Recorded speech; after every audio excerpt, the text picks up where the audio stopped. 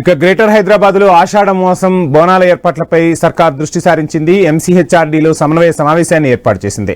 మంత్రులు Konda Surekha, Ponnam Prabhakar, mayor Vijayalakshmi, MP Anil Kumar Yadav, DGP Jitender, police commissioner CV Anand, దేవాదాయ శాఖ ప్రిన్సిపల్ సెక్రటరీ శైలజా రామయ్య తదితర ఉన్నతాధికారులు ఈ కార్యక్రమంలో పాల్గొన్నారు.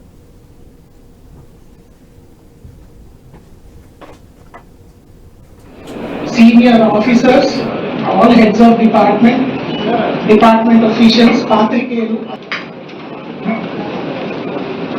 ఈరోజు ఆషాఢ బోనాల ఉత్సవాలు 2026 హైదరాబాద్ కు సంబంధించినటువంటి చారిత్రాత్మకమైనటువంటి బోనాల కార్యక్రమాన్ని విస్తృతంగా ప్రచారం చేసేటువంటి ఒక కార్యక్రమం తీసుకోవాల్సిన అవసరం ఉంది.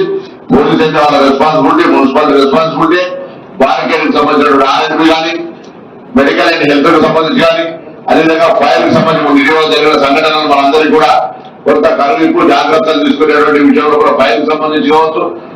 అదేవిధంగా ఈ ప్రోటోకాల్ సంబంధించిన విషయం జిఏకి సంబంధించినటువంటి వారు కానీ మిగతా ఇక్కడ కూడా ఇబ్బంది లేకుండా కంట్రోల్ రూమ్స్ ఏర్పాటు చేసుకొని లైజనింగ్ ఆఫీసర్ చేసుకొని మనం పోయినసారి కూడా ఇక్కడ ఇష్యూస్ లేకుండా కొంత కంట్రోల్ రూమ్ లైజనింగ్ చేసుకున్నాం.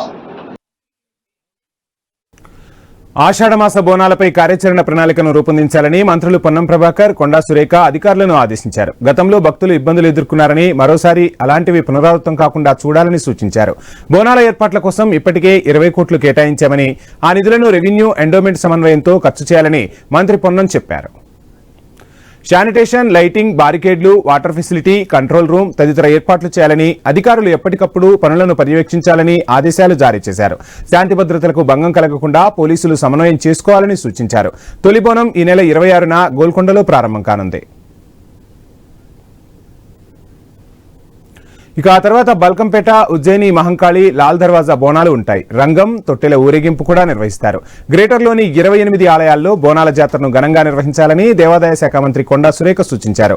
అమ్మవారి ఆశీర్వాదం అందరి మీద ఉండాలని ఆకాంక్షించారు మంత్రి కొండా సురేఖ.